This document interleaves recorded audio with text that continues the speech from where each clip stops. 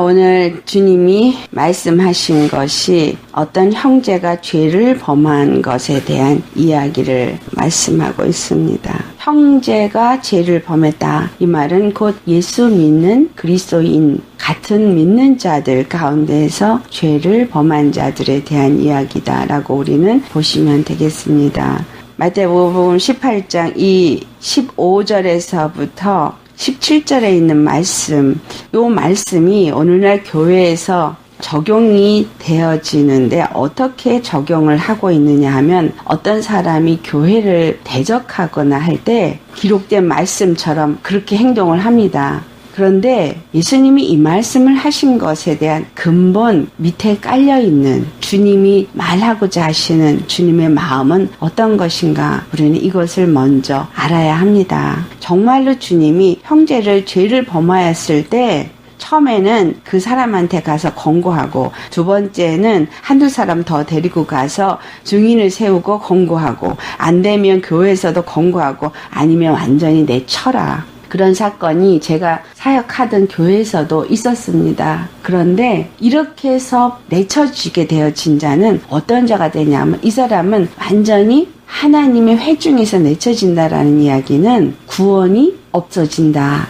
이 말과 같습니다. 내가 같은 교회에서 신앙생활을 하고 있는 사람이 지옥에 떨어지는 것을 아무렇지도 않게 생각하면서 내 교회의 목사님의 말을 듣지 않는다 해서 이것을 이 말씀을 빗대어서 합니다. 그런데 여기서 지금 말씀하고 있는 이 말씀의 첫 번째로 이 죄를 범한 형제에게 가서 권고할 때 주님이 이 권고를 하게 하는 이 상태가 어떤 상태인가라는 것을 우리가 알아야 합니다. 이 말씀을 사도 바울이 빌립보서를 가면은 어떻게 권고를 해야 될 것을 말씀하고 있습니다. 빌립보서 2장 1절을 가면은 만약에 형제를 권면할 때, 권고할 때 어떤 상태에서 권면을 해야 되느냐 그 말을 기록하고 있는데 그것은 그들이 예수 그리스도 안에 있을 때에 라고 말하고 있습니다. 예수 그리스도 안에 있을 때에 권고하라, 권면하라 이렇게 말하고 있습니다.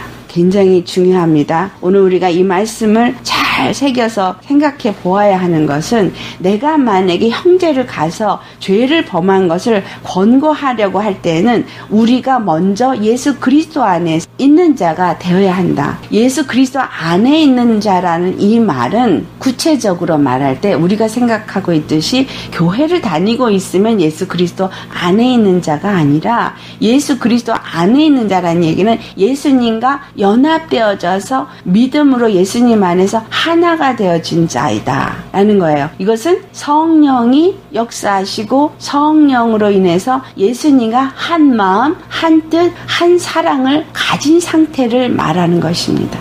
성령이 나를 주장하시고 예수님의 마음과 예수님의 뜻, 예수님의 생각을 가진 자로서 내가 예수님 안에 거하는 믿음을 가진 자가 되어졌을 때 너는 형제에게 가서 권고하라 라고 말하는 것입니다. 그러면 이 권고는 그 바탕이 바로 예수 그리스도의 십자가에 주신 하나님의 사랑이 바탕이 되어져 있는 상태여야 된다라는 거예요. 율법의 눈이나 율법의 판단을 가지고 권면하라는 얘기가 아닙니다. 율법 앞에서는 죄를 지은 자입니다. 이 형제가 죄를 지을 땐 율법 앞에 비추어 볼 때 죄를 지은 자예요. 그러니까 오늘날로 치면 우리가 얘기하고 있는 말씀에 비추어 볼 때 죄를 지은 자라고 판명이 되어질 수 있을 때이죠. 하지만 그것을 가서 권면하는 그 죄를 발견한 자는 그것을 권면할 때 정말 예수님의 사랑의 마음을 가진 심장이 되어져서 성령이 나로 하여금 그에게 권면하게 하시는 대로 권면할 수 있는 상태가 되어져서 가서 권면해야 된다라는 사실이에요. 만약에 그렇지 아니한 상태라면 그 사람이 죄인인 거 너도 죄인이다라는 거예요. 다른 스타일의 다른 종류의 죄를 범할 뿐이지 그 사람만 죄가 아니라 너도 죄인이 되어진다라는 거예요. 그래서 우리는 그 죄를 판단하고 정죄할 만한 자격이 우리에게 없습니다. 하지만 내 안에 성령님이 역사하시고 나는 믿음으로 예수님 안에서 하나님의 뜻과 생각과 그 마음을 가진 그러한 심령이 되어진 자로서 그 성제를 가서 권면할 때는 사랑 안에서 정말 그 영혼이 그 죄로 인해서 심판받고 영원한 지옥에 떨어질 그 길을 가기 때문에 그 영혼을 어떻게 하기 위해서 돌이켜 회개해서 주님께로 돌이키게 하기 위한 그 마음을 가지고 가서 권면하는 자가 되라라는 말씀입니다. 그래도 안 될 때는 두세 사람이 더 가서 하라는 얘기는 증거가 있게 하라는 얘기예요. 무슨 말이냐면 지금 이 죄를 범하는 형제는 예수님이 바로 나의 구원이라는 거, 예수님이 바로 나의 길이요, 진리요, 생명이라는 것을 믿지 못하기 때문에 죄를 짓는 거거든요. 그러니까 그와 같이 내가 만난 예수님, 내가 정말 구원의 주로 섬기고 있는 예수님이 확실한 나의 주가 되어지신다라는 것을 두세 사람의 증인을 더 데리고 가서 내 말을 믿지 않으니까 정말 그리스도의 증거를 가진 두세 사람을 더 데려가라 이 말입니다. 똑같은 그러한 예수 그리스도 안에 있는 믿음과 성령의 인도하심을 받아서 정말 예수 그리스도의 구원을 맛보고 하늘의 비밀을 알고 그리고 예수 그리스도 안에서 성령의 이끌림을 받는 그러한 참 믿음의 증인을 데리고 가라라는 것입니다. 근데 교회에서 하는 일은 이거 아니죠. 내 교회에 또는 내 목사에게 또는 내 교회에서 가르치는 가르침에 어긋나기 때문에 그들을 가서 내치려고 찾아가서 행동을 하죠. 하지만 여기서 기록된 이 말씀은 그런 것이 아니다라는 거예요. 예수 그리스도를 증거하는 증인으로서 가라는 거예요. 그래서 그 영혼이 나 혼자 가서 안 될 때 두세 사람의 증인을 데려갈 때에는 그 형제가 그런가? 두세 사람의 증인이 있으면 한 사람보다 두세 사람이 더 가서 증거를 하기 때문에 이 사람이 예수님을 받아들일 수 있을 것이다 라는 겁니다. 그래서 내가 혼자서 정말 복음의 깨달음이 있고 그런데 저 형제가 내 말을 받아들이지 않을 때는 정말 나의 깨달음과 같은 깨달음, 내가 만난 예수님을 똑같이 만난 그러한 같은 말을 하는 참 증인을 데리고 가서 그 사람에게 그것을 증거하여서 그도 예수님을 믿고 회개하고 죄사함을 받게 하는 일을 해라 이 말입니다. 그런데도 그가 듣지 않거든 어떻게 하라 그랬어요?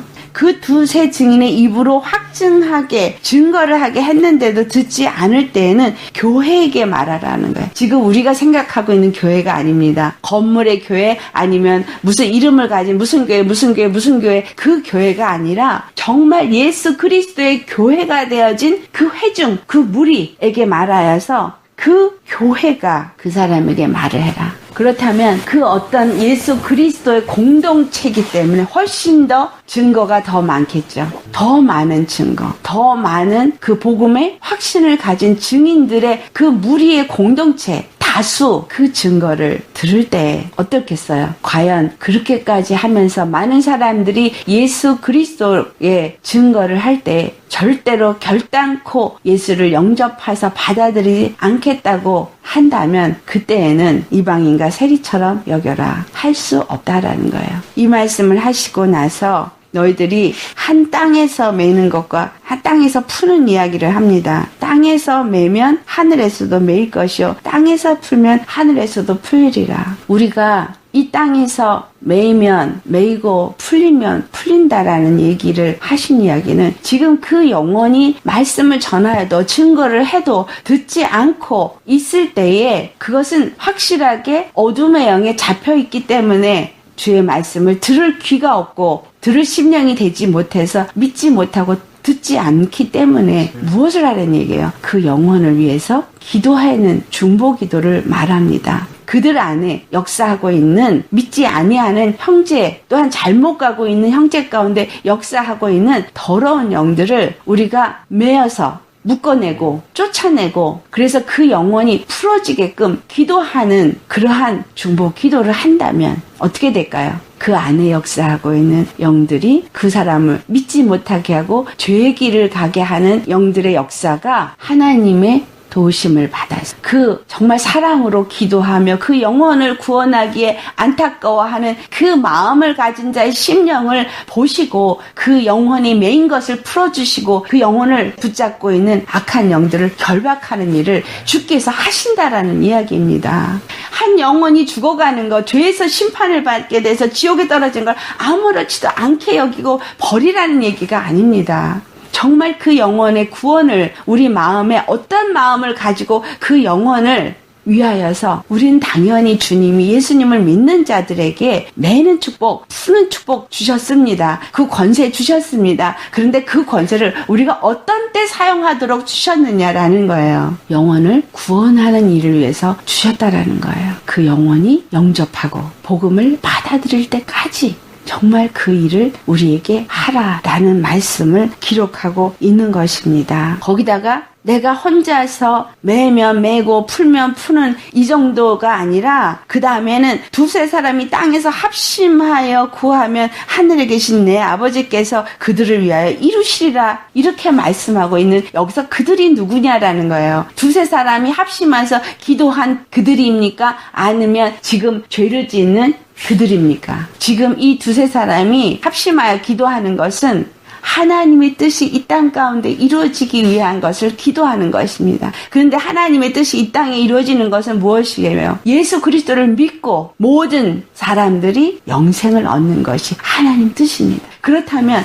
예수 그리스도를 믿고 모든 사람들이 영생을 얻는데 그 형제 하나가 죄를 범하고 예수님을 믿지 못하고 지옥길로 가고 있다면 그 영혼도 예수님을 믿고 영접하고 영생에 이르도록 기도하라는 이야기입니다. 합심하여서 기도할 때 하나님은 그들의 정말 믿음의 사람들이 하는 기도를 들으시고 하늘에서 그 죄의 길로 가는 형제 그가 구원을 받도록 역사하신다라는 이야기입니다. 두세 사람이 내 이름으로 모인 곳에는 나도 그들 중에 있으리라. 이 말씀을 해가지고 두세 사람이 모여 있어서 같이 그냥 박수치고 찬송 부르고 예배하면 거기에 예수님이 있다라고 생각을 해요. 아니요. 여기서 지금 두세 사람이 내 이름으로 모였다라는 내 이름, 이 말은 뭐예요? 내 이름이 누구냐라는 거예요.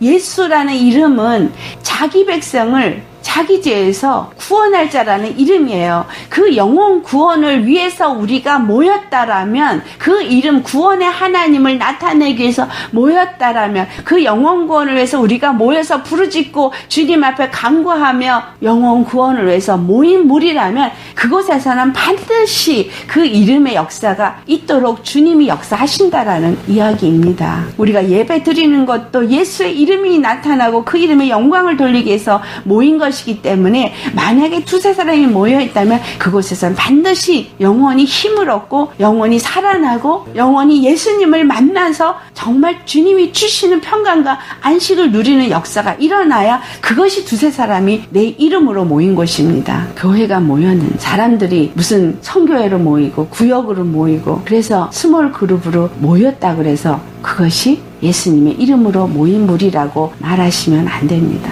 예수님의 이름으로 모인 무리는 바로 구원의 하나님의 이름이 나타내도록 그 이름이 영광 받으시도록 그 이름의 영광을 위해서 우리가 한 몸인 것을 한 떡을 나누고 한 잔을 나누는 무리로 모인 모임이 바로 그런 것입니다. 성찬식을 거룩하게 지냅니다. 오늘날의 성찬식은 교회에서 어떤 절기를 따라서 또는 어떤 교회는 달마다 거기서 그 성찬 의식을 행하는 것으로 생각하고 행합니다. 성찬 의식을 행하는 그 성찬 의식은 어디서 시작되었어요? 예수님이 그 12제자와 함께 마지막 만찬을 하는 것에서 시작이 되었습니다. 자, 그 마지막 만찬을 한 것은 무엇이었어요?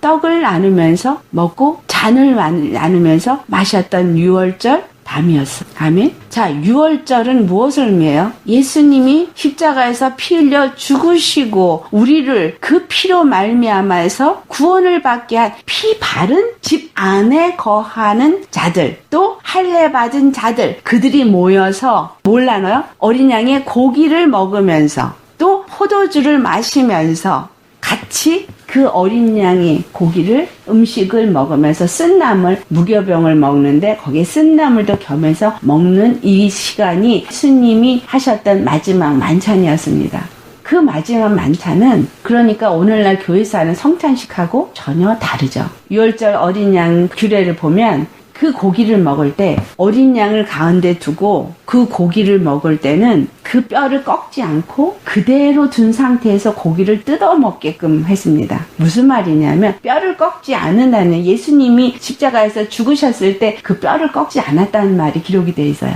이 말은 분리시키지 않는다는 얘기예요. 어린 양의 고기를 먹을 때 그 어린 양의 뼈를 분리시키지 않고 살을 그냥 그 통째로 놓은 상태에서 살만 뜯어서 먹었다는 얘기예요. 너희가 예수 그리스도 안에서 하나가 된 것, 한 피로, 한 가족, 한 형제, 한 자매가 되어져서 한 예수 그리스도의 몸이 된 것을 기억하라는 것입니다. 만찬은 우리가 하나 된 것을 기억하는 거예요. 그러니까 우리가 음식을 먹을 때 같은 밥그릇에 같은 밥을 짓고 또는 같은 빵을 만든 덩어리를 같이 뜯어 먹으면서 우리가 한 몸이라는 거 기억하라는 거예요. 예수님의 십자가의 피로 말미암아서 우리가 죄사함을 얻고 그 살을 먹고 그 피를 마셔서 그 참된 양식과 참된 음료를 먹는 자로서 우리는 십자가에서 죽으시고 부활하심으로 예수님 안에서 하나가 되었다는 것을 끊임없이 기억하라는 거예요. 그러니까 교회에서 예배드리고 나서 친교하면서 음식을 먹는 거, 그게 바로 뭐예요? 우리가 함께 먹으면서 우리가 한 몸이라는 거,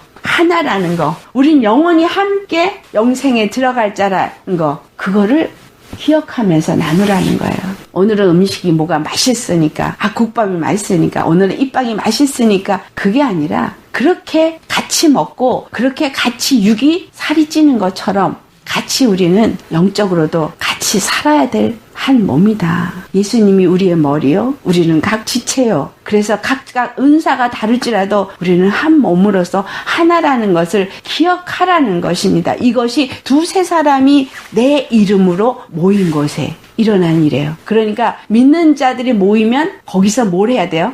떡을 떼고 잔을 나누는 거, 그거 하라는 거예요. 먹으면서 우리는 함께 먹고 함께 사는 자라는 거를 계속 기억하라는 것입니다. 교회에서 하는 성찬식에는 그런 생각이 안 들죠. 그랬기 때문에 이 말씀을 우리에게 주신 겁니다. 그럴 때 베드로가 와가지고 형제가 내게 죄를 지면 몇 번이나 용서해 주리까? 7번까지 하오리까? 굉장히 인심 많이 써서 7번. 히브리 사람들의 이 숫자 개념은 7번 최고의 숫자니까. 그런데 예수님은 7번뿐만 아니라 7번을 70번까지라도 할지니라. 이 이야기는 무한정 용서해 주라는 거예요.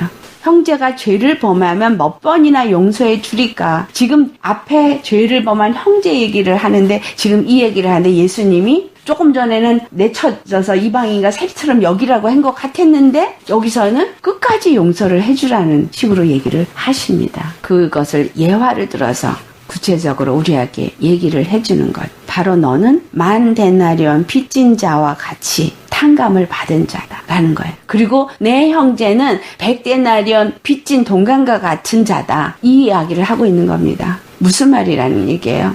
내 형제가 죄를 지은 것보다 너는 더한 죄를 짓는 자다, 이 말이에요. 그리고 내 형제가 탕감받아야 될 이유는, 용서받아야 될 이유는 네가 더한 죄를 짓고도 용서를 받았기 때문이다라는 거예요.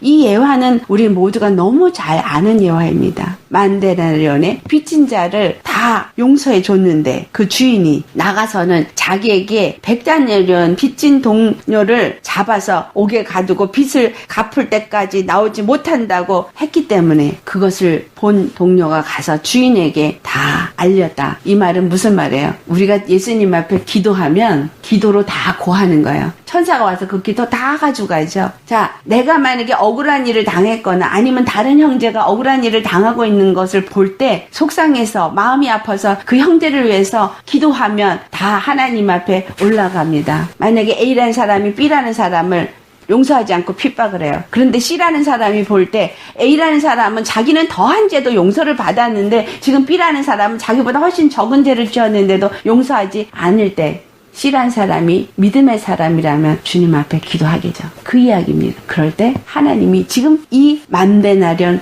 빚진 것을 탕감받은 사람이 그 용서받았던 것에서부터 어떻게 되는 거예요? 용서받은 것이 다 없어지게 되는 겁니다. 이 이야기를 우리는 굉장히 중요하게 생각해야 하는 것. 우리가 예수님 앞에 죄사함을 받은 거 맞습니다. 그런데 내가 형제, 자매 또는 정말 주위에 주님이 피값을 주고 그의 죄를 죄 없다라고 인정해버린 영혼을 내가 용서하지 못하고 미워하고 정죄하고 판단하고 있고 헐뜯고 있다면, 그래서 내 안에 맺힘이 있다면 그것으로 인해서 네가 지옥 간다 이 말이에요. 얼마나 무서운 얘기인지. 그런데 이 예화를 너무 잘들 아시면서도 이렇게 신앙생활을 하지 않습니다. 이 마태복음 18장 15절에서부터 17절에 있는 말씀을 가지고 형제들이 자기네 말을 안 들으면 가서 내치는 거를 아주 손쉽게 아무렇지도 않게 합니다. 과연 그런 일을 예수님이 원하실까라는 겁니다. 여기서 지금 말씀하고 있는 이 모든 말씀은 예수님이 우리를 사랑하시되 우리의 죄를 용서하시되 어느 정도 용서하셨느냐, 이거를 너희는 먼저 생각하라는 거예요. 내가 용서를 받되 정말 끊임없이 내 죄가 올라오는 것을 발견할수록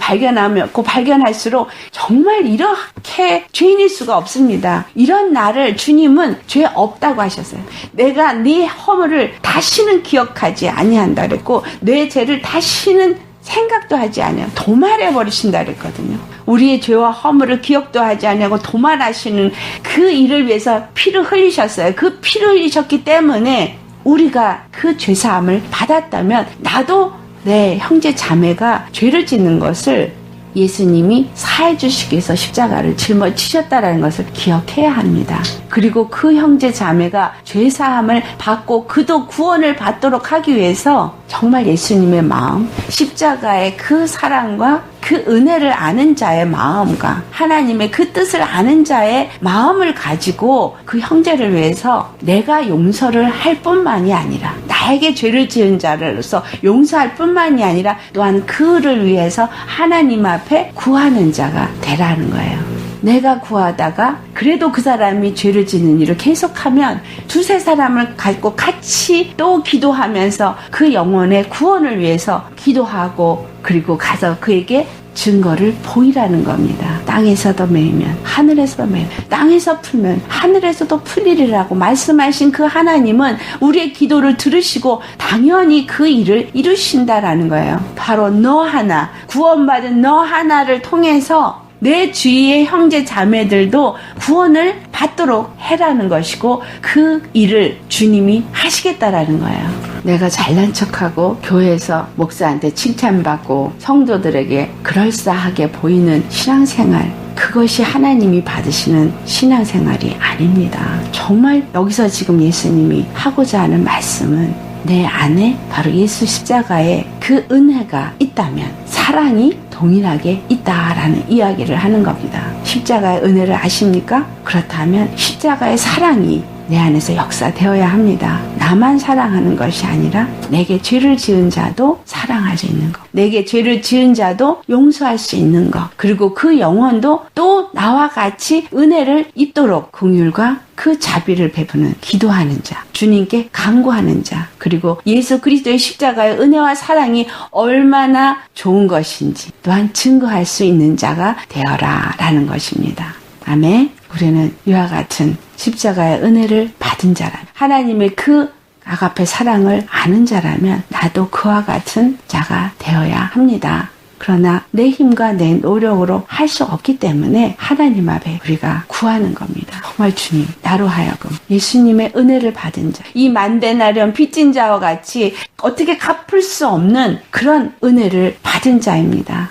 그리고 그 사랑을 입은 자입니다. 그러니 나도 동일하게 이와 같이 나에게 백대나련 빚진 자, 나에게 정말 죄 지은 자, 이런 자도 용서할 수 있는, 은혜를 베풀 수 있는, 사랑을 베풀 수 있는 그런 자 되게 하여 주시옵소서. 기도하고, 그리고 성령님의 내 안에서 그렇게 할 수 있도록 나를 내어드리는 것, 이것이 우리가 해야 할 바입니다. 그래서 베드로에게 말씀한 것처럼 나에게 죄를 지은 자가 있다면 그에게 그 죄를 회개할 수 있도록, 또 그것을 나에게 회개할 때는 나는 이른에 7번이라도 용서하는 자가 되어지라. 예수님도 그를 용서하셨다라는 사실입니다.